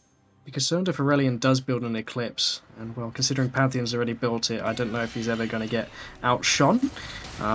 Jokes aside, I'd feel like the 3-item point here for Pantheon is kind of where he hits his ceiling. His 4th item options are not excellent, but he definitely has a lot more movement speed than you might expect. These 3 of those doing on-proc damage can fairly well navigate one of these team fights, but really his main targets are going to be that Aurelion Sol for the stun, and that Cogmore, of course, without question. It's just a case of having to navigate through all of the support. And I kind of love this now. You've kind of got the situation here for ponies. All 5 members have to play their role to win this team fight. And, you know, it's a fair bit of damage between all of them. It's kind of like, Kung Fu Panda, right? It takes all Furious 5 here. But the Pirates, they've got their Blackbeard, its Legacy God, and he's got his Scrub swabbing the deck. And maybe Aurelion Sol's the lookout. I don't know how you want to frame it. But they have got this kind of, we're going to sail this Cogmore ship home all the way straight to the Nexus. And the other one is, you know, there's a panda, there's a snake. Kind of got to be careful of the mantis on the flank. Absolutely. And this is similar situation that we've seen from the pony, setting up great vision around that dragon. But of course they did lose the one in the first place where they did set up great vision, but they're nailing a few damage. Important fight. It's only both teams' second Drakes, but it's going to be the first huge team fight of the game, really, and all the members are getting into the scrap here. The Starfall's coming down as well as the Grand Starfall, but the first kill here is onto the center, going to the favour of the Aurelion Sol, but the fight is going on in the back line here. You can see the Cogmore still at half health, the camera being taken all the way into the bot lane as Aurelion being traded here. It's the standing Cogmore that is the menace we've been talking about all game long, and there's an mouth fight between them and this Cogmore. They're going to start to look towards this dragon, but it's going to be turned here. Legacy God staring down 3 members, plus a Lulu on his back is the pocket. He's got a lot of shields, he's now got a lot of movement speed. This Ghost is coming in beautifully. The slow just tips, just lands. It's flexible step and a little bit of an answer, and a triple kill for that Cogmore, sailing the ship home. Absolutely gorgeous, and they played that perfectly, the Pirates there, right clear, front to back there, the Malphite always edging forward with that Cogmore. Of course, that insane damage for the Panther, taking down that Malphite, but it didn't matter. He was a wall for long enough that allowed that Cogmore to deal just enough damage to move forward there on his lonesome and deal an absurd amount of damage. And 9 stacks on that Dark Seal, 300 CS, 7 kills. He is proving my narrative right. He's getting there. He's getting incredibly dangerous. Mm-hmm. And the Medjay And just it's picked up our more. Medjay, that's a lot Oh. more dangerous. Titanic, sorry, not the Ravenous. The bonus health gonna go quite some distance in this game. Of course, the tempo, absolutely terrifying, and truly the menace we expected him to be. Storm Razor now complete on Quinn, not quite as horrifying as the items as we look across towards that Cogmore. Definitely not irrelevant, but definitely not Cogmore levels of spooky. It's all close. that for a second Drake. It's inspiring, I think. And currently, Baron being taken, sorry to interrupt you there, we got some shenanigans going on, and they're starting to peel away from it here as they recognise Mordecai's have been out of position. The rest of the ponies are not here in the vicinity. The Death Round's going to come in. He's pulled in the Cogmore, but I think Cogmore's just about winning this one. I take it back. He's going to have to flash. He gets ulted the other side. There's a lot burnt there. I think maybe there's a bug with the Death Grasp as well, being able to recognise where Legacy God was. Just about makes it out alive by the second. There's a Mikhail's available for that Lulu now as well. They turn their sight onto this Baron. It's burnt to half already, but Sir Jam is in the middle of the mix. He puts the Frozen in there as well, and it's stinging straight onto the back, and the Cogmore is down. How can the Pirates fight this one through? They get the trade kill here onto Thingy, but it's Aurelion Sol flying on the back. The Astral Flight puts him the other side of the wall. He's able to create some space. So Jam, the other side of the wall as well. The Twisted Advance pulling members. This wall is an absolute boss in this fight. So Jam is the last member there. The Senna unable to get into the range. It's Aurelion Sol triple kill. They have the second co-captain getting away with his team fight. He's even chasing after the Senna. The thing comes down. The Pirates lose their captain, but the crew is all there all the same. Unbelievable, and you know, ponies were feeling incredibly positive about that. Of course, taking out the Cogmore, the main damage dealer there, but this Aurelion Sol is proving to be his own damage threat in his own rights. And of course, they're using that great movement there to create space, allowing him to deal that damage there, and it proved just enough to be able to win that team fight, and in turn take that Baron. And of course, it's just starting to see a difference here in the gold. It was ever so close just before that. And actually, I was going to say it was going to be a case that if they could take down this Cogmore, this damage dealer, they're so close in gold, that, you know, it might be enough to turn the tide. But of course, they need more to turn the tide right now, because they've got themselves a tide of purple with the Baron empowerment here. But of course, not on Cogmore, missing out on that additional stats. Not that it's going anywhere without Lulu, but yeah. Indeed, the Tide of Purple should be wandering its way on over here. Still got plenty of towers to claim, so this gold lead, as you say, has swung 3k back the favour now of Pirates. They're looking to loot more out of this one. They first spy this Mordekaiser, who's going to get the ground opened up below him. Singularity Flash burnt as well. The Death Grasp pulling him in, has the ultimate available as well. As the Starfall lands on top of his head, he's going to get stuck in here. The Obliterate is not quite enough, so now there is a member advantage here for the Pirates as well, playing dirty. They're going to rock up under this tower. These tanks have hit this point where they have at least enough health, if not defensive stats, and there's an acceleration here from Legacy God. He's walking forward, he's pressing W. He gets altered here by Sir Jam. He's able to get away. The Mikhail's coming a little bit late on that one, but still healthy enough just to start to create some of this pressure, and this tower should be the next one. The wave of purple is carrying the ship into the Nexus. This is what you like to see here when they've got that Bower. Down They've got the Baron. It's absolutely great when you see them A-ram it and really capitalise on the empowered minions. And the ultimate force here lands its way onto 3. Ringo Starr, the Pirate's going to get his way into the back with the Twisted Advances. Legacy God that needs to get there next, and there he goes. He finds that kill. He finds it onto Sir Jam. The ultimate not even having to be popped here from Lulu. Still has plenty of health to work with. Aurelion Sol's not even here either. That was a 4-man effort. The top towers have been melted as well. They had 1 tower at the start of this Baron. They now have 6. Mordekaiser is alive, but Sejuani is not. That's the first inhibitor of the game to fall as well. They recognize they have enough. They might call it day. Oh, I take it back. They feel like they have more in the tank, and they certainly do. Legacy God here, stepping up, stepping forward, gets altered by the Lulu, but it is not enough to keep them alive. There's more members of Red here, but they're starting to turn around. Aurelion Sol, he pressed E, he pressed Q, and the enemies are dying. Aurelion Sol has a great flash to get away here from Stingy, who has an excellent shield here with the mortar play and work around with using the Aegis shield to get away. Gets polymorphed, misses the Q onto the Lulu, gets that kill, now has to deal with the Pantheon, or has to deal with the Aurelion Sol, sorry, but it's an ace going the way of the Pirates in the base in one of the most chaotic fights I've ever had to cast.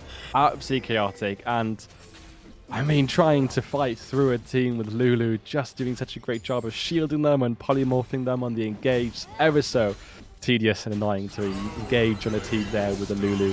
But as you can see, the CS in mid lane, I think, is just it's topical of what's happening right now. This Aurelion Sol is starting to just get an incredible amount of damage.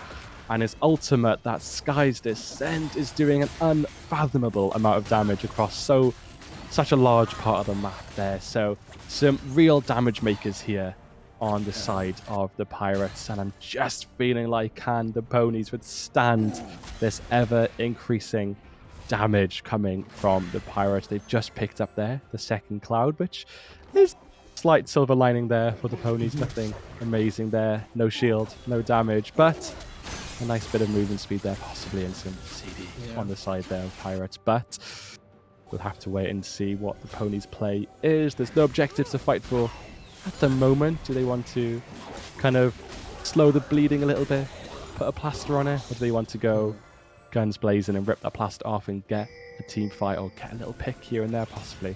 I wonder if it was intentional. So Jam did not defend the top lane and it fell to the minions whilst the dragon was going down. It could be a means here to force, to enable them to farm as these lanes will now push into them to give them as much ability to put in their pockets as possible. In a moment here, we got a bit of pick in the mid lane. The ultimate goes wide here onto the Aurelion Sol. Members are in the vicinity to support if he needs it, but they're currently recognising where they have the ability to push, and it's on this bottom lane tower where the inhibitors are open. The Starfall lands here onto two, so there has to flash away still. Gets caught here by the advance from Maokai. Twisted as well. Push Bramble still available. So Jam now on half health. He's getting melted by the Aurelion Sol. As you mentioned, Cogmore doing the bits as well. There are no ponies on the sea anymore. Double kill for Aurelion Sol. He is flying, sailing through these enemy members. The ultimate force here trying to put Malphite between Quinn and the Aurelion Sol does so succeed. Going to use this movement speed as well. Legacy God going to get buffed and closing the gap here as well. The Grand Starfall here into the backlines. It's Pantheon versus the world, and the world is very, very, very, very strong. The Age of Shield isn't going to be long enough to deal with this one. And this might just be the game. Absolutely, a triple inhib there. Looking towards the Nexus towers, and that top lane is already pushing up to that second tower. And it seems that there's no way here for the ponies to defend. Only having the Pantheon left. They had an excellent early game, but they haven't got a single tower left that remains. It's the game here for Pirates as they close the game. It closed until it wasn't. 38 minutes. Cogmore, Aurelion Sol. They got to late game, and that's kind of the story. Absolutely did. A different story than we had for our first game. It wasn't so flippant. It was a very close game, and of course, it almost seemed like for a very long time that it was in the hands of the ponies there, but the Pirates were just understanding the game plan. Let's keep stacking. Let's keep getting stronger and stronger to the point where they were just the stronger team. So well played there from the Pirates. Incredible stuff there, and the ponies ever so unfortunate to just not keep a hold of that early game lead and lead it through to the late game. Yeah, it was kind of their story. It felt like they had started off so well. They had succeeded in getting through outer towers, double heralds. Everything was going their way, and then there was this midpoint in the map where it was maybe too even. They didn't quite want to go for anything. There wasn't objectives left on the board for them to force fights around. In this case, that Cogmore got a free 10 minutes. Aurelion Sol was able to get a couple of answer kills in that top lane and start to put themselves in positions where these lines were complete and they can start knocking down those pins, being the ponies. Absolutely, and massive congratulations there to the Pirates. Really well played game there, and I very much thought it could have gone either way, but again, a massive congratulations. What a pleasure to cast that was. Thank you so much for that one, Brett. Amazing, exciting, chaotic team fight, I think it's fair to say. Yeah, pleasure as well to have an excuse to put my EsportsWales jersey back on. Definitely still appreciative of that one. And of course, appreciative of being able to see some old faces on the Rift. I certainly enjoyed it for that sake. I hope people at home, new or old, were appreciative of maybe not seeing my face, but still some faces on the Rift that they like to see. So thank you for everyone for watching. Thank you for everyone behind the scenes in EsportsWales for helping us put this one together and giving us the opportunity to meet and enjoy this cast together. Hopefully everyone at home enjoyed it as well. Another tidbit as well before we call this one a night. A thank you for the sponsors, of course. If maybe you're not interested in an apprenticeship, maybe you are. Perhaps even if you're not, it's worth taking a look at the information you have down below because they're helping us bring this to you. Perhaps there's something in esports in apprenticeships that you might be interested in. I understand EsportsWales. I have used this apprenticeship scheme before as well. So good things all around for everyone here. So is a goodbye from me. Minicon, any closing words? Absolutely. No, it's been an absolute pleasure to great games to cast and a really great way to get stuck in for me. So really appreciate it and some great company. Thank you, Brett. As you rightfully said, Awesome. over behind the scenes for Esport Wales. Thank you very much. Yeah, so if you're interested in anything that goes on here, do stick around. There is information for the Esports Discord channel. You can see how the league develops. I'm unsure if there's a playoffs, but there is. You can bet it's at least as good as today was. So thank you so much for watching. Thank you everyone behind the scenes, and stick around for some great content from the EsportsWales channel. Thank you everyone. Eisiau cael dy hyfforddi gan gyflogwyr, neu ddechrau ennill cyflog? Gwna'r ddau a chyflawni mwy. Bydd yn brentis, dewis doeth. Learn new skills or learn employable skills. Do both and achieve more. Become an apprentice, a genius decision. Eisiau dysgu yn broffesiwn? Neu ddysgu gan arbenigwr y diwydiant? Gwna'r ddau a chyflawni mwy. Bydd yn brentis, dewis doeth. Get trained by employers? Or start earning? Do both and achieve more. Become an apprentice, a genius decision. Eisiau dysgu sgiliau newydd? Neu ddysgu sgiliau cyflogadwy? Gwna'r ddau a chyflawni mwy. Bydd yn brentis, dewis doeth. Learn about a profession?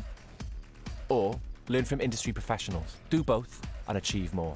Become an apprentice, a genius decision. Eisiau cael dy hyfforddi gan gyflogwyr? Neu ddechrau ennill cyflog? Gwna'r ddau a chyflawni mwy. Bydd yn brentis, dewis doeth. Learn new skills or learn employable skills. Do both and achieve more. Become an apprentice, a genius decision. Eisiau dysgu yn broffesiwn? Neu ddysgu gan arbenigwr y diwydiant? Gwna'r ddau a chyflawni mwy. Bydd yn brentis, dewis doeth. Get trained by employers? Or start earning?